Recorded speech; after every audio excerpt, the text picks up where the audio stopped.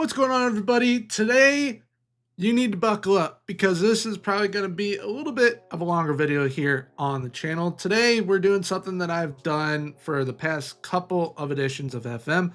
We're going over all the best roles for FM26 this time around, but we got to go over in possession as well as out of possession.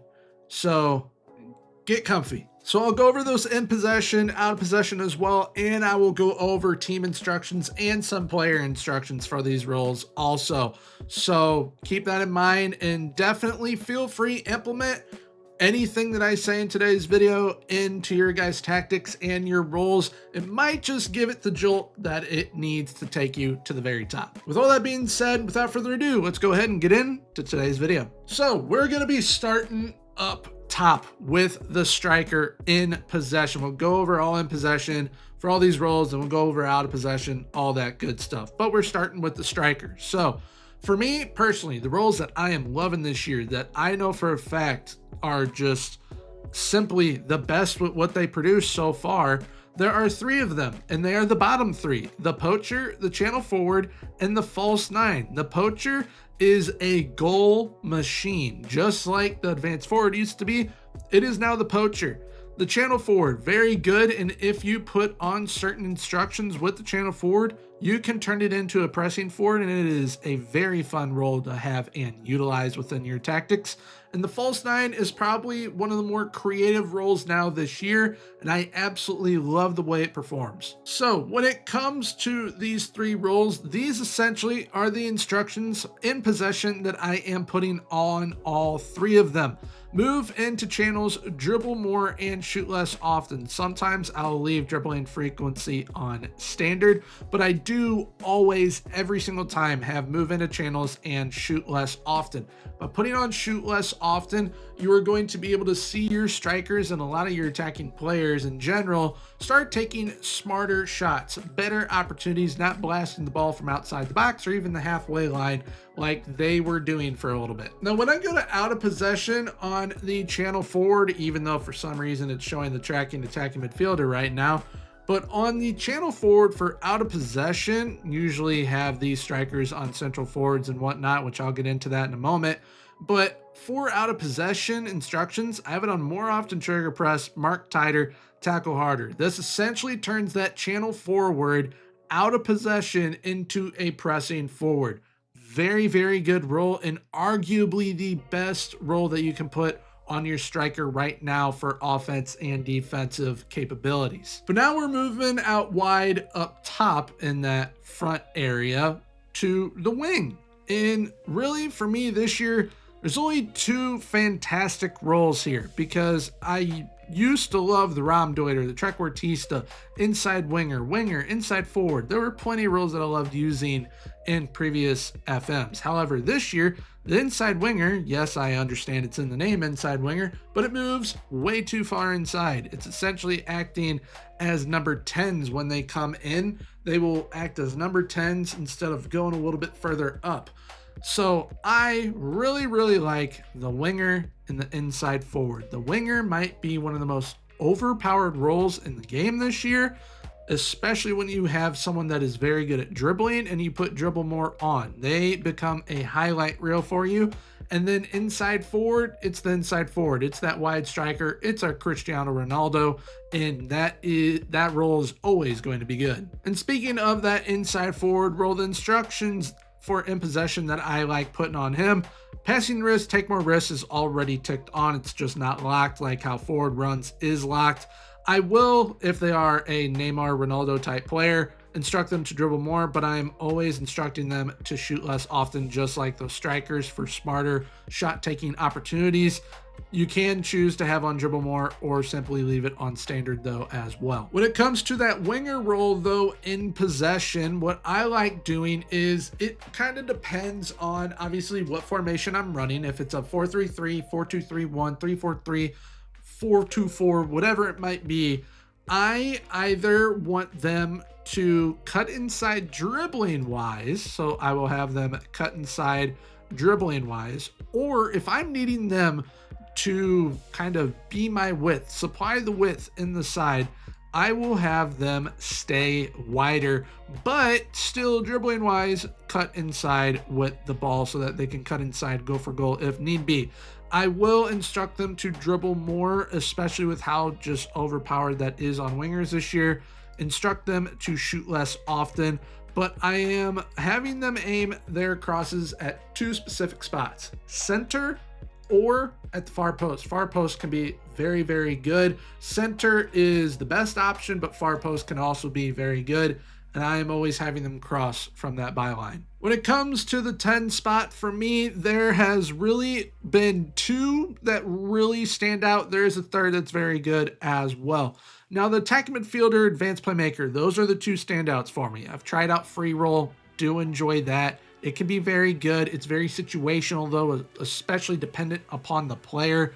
Channel midfielder can be pretty good at the 10 spot. I prefer it in central midfield, though. Second striker, the shadow striker, essentially, is what this is. And the shadow striker has always been an unbelievably good role. This year, I feel the shadow striker is best when you have two 10s and a striker up top. If you have two 10s and a striker up top, however you are getting that to work within your formations, then that is when you're going to find the most success. If you are rocking a 3-4-2-1 or a 3-2-5, something like that, or a 4-3-2-1, that is when you want to really incorporate a second striker. Unless you're playing asymmetric and you got someone like you got a striker on the left up top, then you got your 10 to the right. Then you could play a shadow striker that way and essentially play a makeshift 4-2-4 that way if you wish to do it that way. But overall, for my preference right now, in just from testing all this and what I'm getting the best results with, attacking midfielder, advanced playmaker, those are the go-tos, especially that advanced playmaker. It's just as overpowered this year as it was in FM24. And that is going to be the role that we start with first for in possession right now, is that advanced playmaker. So dependent on the player, I will either have dribbling frequency on standard or on dribble more. Forward runs, if I want them to be like an advanced playmaker on attack, I'll have them make more runs. Attacking width, always on move into channels, and I am always having them shoot less often. Very simple, very quick to do for this role, and they are very good at it. Then when it comes to that attacking midfielder, what I like doing, once again, dribbling frequency, either standard or on dribble more. If I want them to be more attacking, I will put them on make more runs. However, I prefer them to be on standard. Shoot less often, I am usually putting that on for this role. Attacking width, I will have them move into those channels. And then this is where you can get a bit creative. There are times where I will have them hold up the ball. I want them to be that focal point, that anchor point in the attack. I will have them hold up that ball. If I'm wanting them to be a little bit more expressive, a bit more creative, I will have them roam from position and take more risk when passing. But now we are moving on to that central midfield area where the attacking midfielder role now also lives, because the central midfielder on attack has been taken away, and this is essentially what this role is now, is that attacking midfielder role. We also have the advanced playmaker here, wide central midfielder, channel midfielder, midfield playmaker, and a simple central midfielder. Now, I, personally speaking, and seeing from testing and whatnot, I believe that the attacking midfielder and advanced playmaker are the best options from here, along with that channel midfielder. However, channel midfielder and wide central midfielder can both be made from the central midfielder role, and you can have a lot more creative input with doing it that way as well, because essentially what these two do, the wide central midfielder and the channel midfielder, your central midfielder will do dependent on what instructions you were putting on them. So I would even include the central midfielder being one of the best ones in central midfield. So the holy trinity here is probably central midfielder, attacking midfielder, advanced playmaker, because you can make the wide central midfielder or channel midfielder with the central midfielder. And that's going to be the role that we're going to start off with this time around for in possession, is the central midfielder. So how would we create those roles?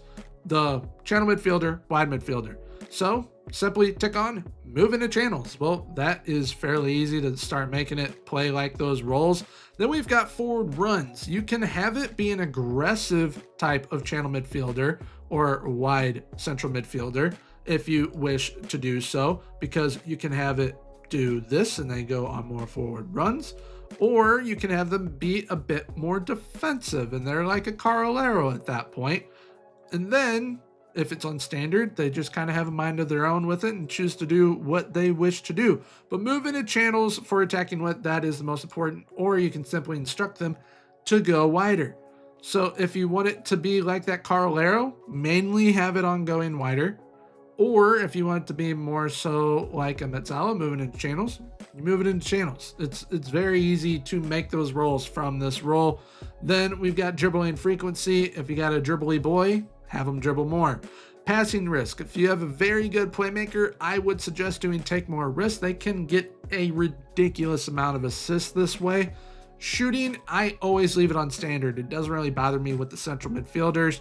Crossing strategy, what I like doing with my central midfielders is having them aim those crosses at the far post. You can have it at center and it works very well, but at the far post, if they can find those players there, they are easy tap-in goals a majority of the time. And then if you want to try and make a roaming playmaker in this area, simply tick on roam from position and have take more risk with passing, have them make some more forward runs, and you can essentially make any makeshift midfielder role from the central midfielder role this year. It's pretty nice. Then we move on to the attacking midfielder, but in central midfield, once again, instructing them to move into channels. And then if I want them to be very aggressive, like it is kind of in the name, attacking midfielder, you'll want them making those forward runs.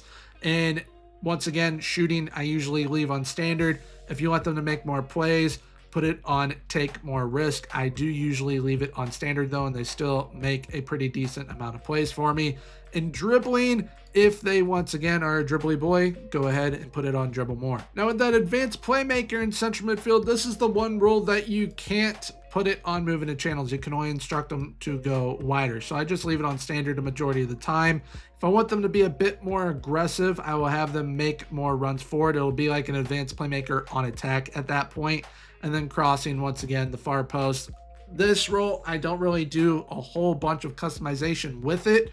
However, if I want it to be a bit more aggressive, make some runs forward and get into that final third and be a very important piece within my side, then I will have them make those runs forward. Now we get to the wingers that are at right and left midfield, and there's only 4 roles, and there really is only one role that I suggest using because of how good it is. We've already covered it. It is the winger. The wide midfielder can be pretty good. Playmaking winger, you can essentially make that with the winger, and then the inside winger really comes in and essentially once again acts like a number 10. So I am usually going with winger in this area. And from these deeper positions, how am I wanting this winger to play? Essentially the exact same as if they were a little bit further up. I want them to stay wider. I want them to cut inside with that ball. I want them to dribble more. I want them to shoot less often. Crossing is once again aimed at center or even the far post. They're going to cross from that byline. Now, one thing that you can do to make them even more aggressive is make more runs forward, and they become one of the best players within your side. Now we get to the defensive midfield area, where it is very different this year. So we've got that defense midfielder, deep line playmaker, box-to-box midfielder, halfback, and box-to-box playmaker. So what are the best roles from this area? For me, there are 2 if you have them more central, and then there are 3 if you're having them a little bit further wider. So you've got the defense midfielder, absolutely fantastic. This is as close as we get to the anchor or the ball winning midfielder this year. Deep line playmaker, also very, very solid. However, if I can have someone that is good defensively and good at making plays, I'll just have them be a playmaking ball-winning midfielder or a playmaking defensive midfielder at that point. Then we've got that box-box midfielder, which is like the Segundo Volante. Very, very good. Really, really like this role. And I sometimes argue that it's like the regista a little bit, but that's more so like the box-to-box playmaker that it is like, because of essentially what they do, because a Segundo Volante in the past was a goal threat. That's what they were. So the box-to-box midfielder essentially takes on both roles, because even though the description previously for the Segundo Volante made them a creative threat, did they make plays? Yes, they did. Did they score goals? Yes, they scored a ridiculous amount of them, even though they were technically late arriving playmakers. They were still banging in loads of goals. So that is essentially this role right here. The box-to-box playmaker is fairly solid as well, but I prefer the box-to-box midfielder this year. It definitely performs better through tests. And then the halfback, if you are central with that defense midfielder, like a 4-3-3, the halfback and the defense midfielder, those are the best roles to go with that tactic alone. But the halfback, very good this year once again. Now, for the halfback and the defensive midfielder, for in-possession instructions, I don't touch a single thing unless you want them to be a bit more aggressive playmaking-wise. Then you can take more risks with passing risk. When it comes to that deep line playmaker, the only thing I ever add on to them is to dribble more often if they are good at dribbling. But then for that box-to-box midfielder, what I love putting on them is move into channels. It plays exactly like a Segundo Volante did last year.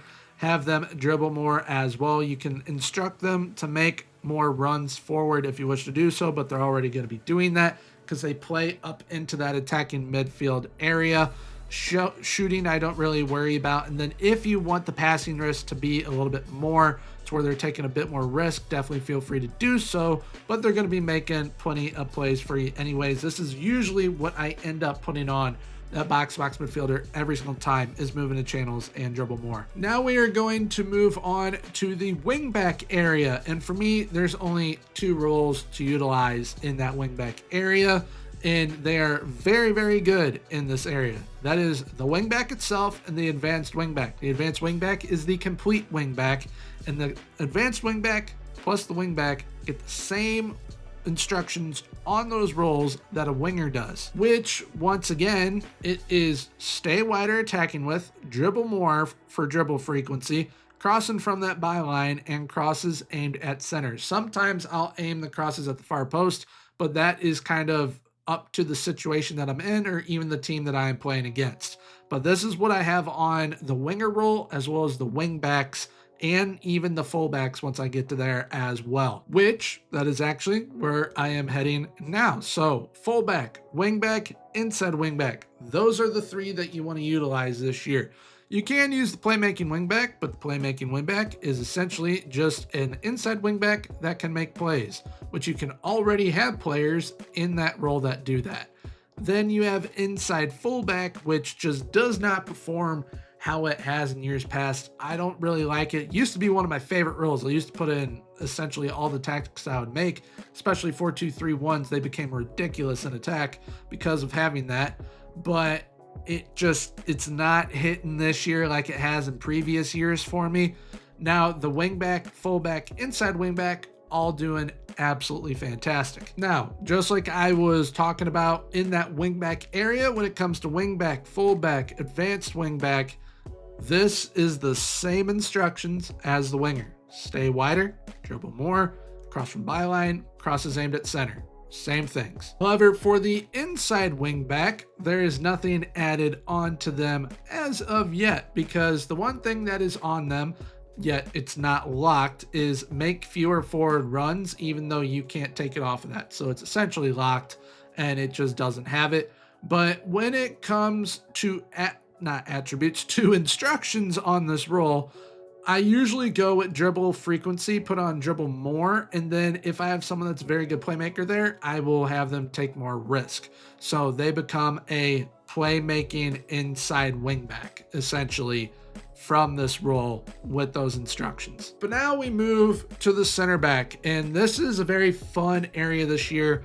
especially if you play a 3-back. So if you are playing a 4-back, there are two roles that I suggest: center back, ball playing center back. However, if you play a 3-back or a 5-back, however you wish to term it, there are a couple different roles that I like. The center back, very good once again. Ball playing center back, very good. Then you have the wide center back, which is very solid. But one of the more fun roles this year is the overlapping center back, which allows you to play like Inzaghi's Inter, and it is so ridiculously fun to watch. If you have not utilized this role, definitely at least give it a try, but make sure that it fits into the system and fits the players that you have. But with all of those roles, there's only one instruction I ever put on them. With the center back, I can't put it on there, but with everything else that isn't the center back, so the ball playing center back or the wide center back or the overlapping center back, you can put on dribble more. And they do tend to go on adventures like they're Bilbo Baggins, but they usually always come home. So that is good. They like to take more risk, but it is fun to watch, especially with the overlapping center back. It's very fun to watch. And then when we get to that goalkeeper, the goalkeeper I just have not really messed about with this year.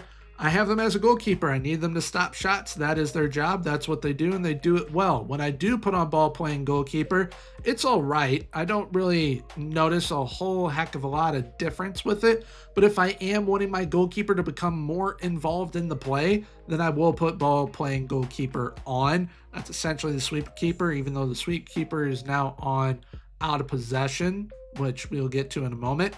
But goalkeeper is usually what I have it on. If you are in non-league and whatnot and you don't want your goalkeeper taking any sort of risk, because on goalkeeper, they will take a little bit of risk sometimes, go ahead and put it on no nonsense goalkeeper and they will only focus on stopping that ball. All right, so that is in possession done with the instructions and the roles. Really quickly, before we get into out of possession, I'm covering the out of possession instructions because this is essentially what you should have on all of your players, because this is essentially the meta.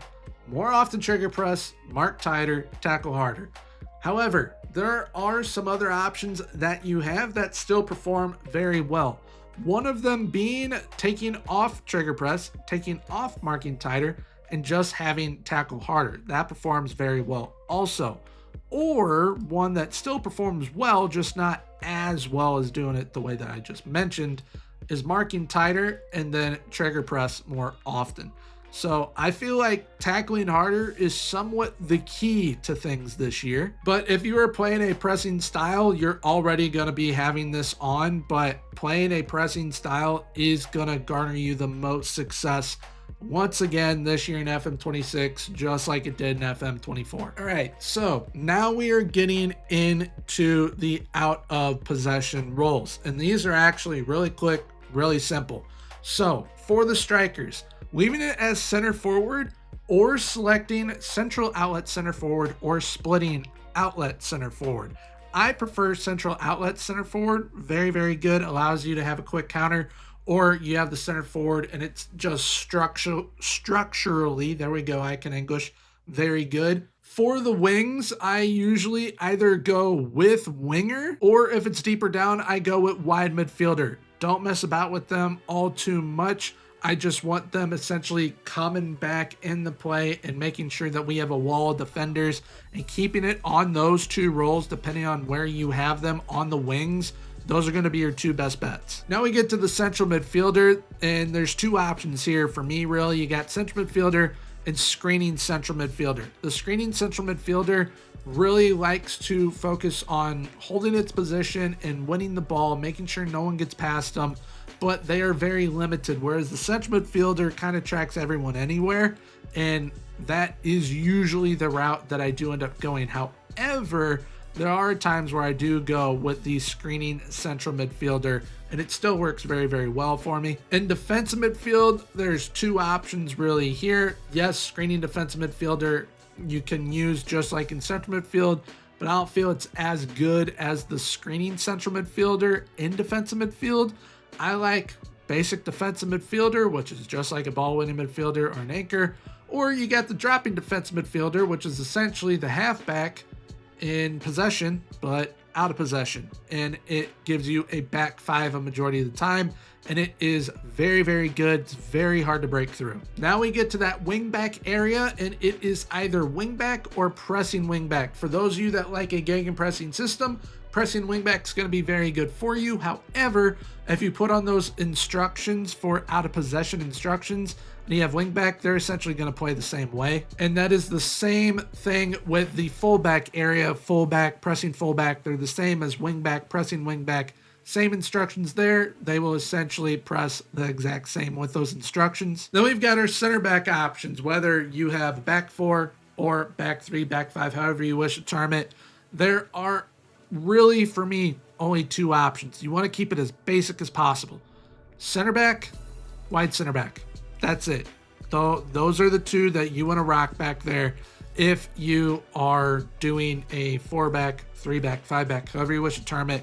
You want the center backs and a four back, or even a flat back three of center backs back there, or you can go with the wide center back. They'll play a little bit further up and wider, but it'll be very, very good, very potent.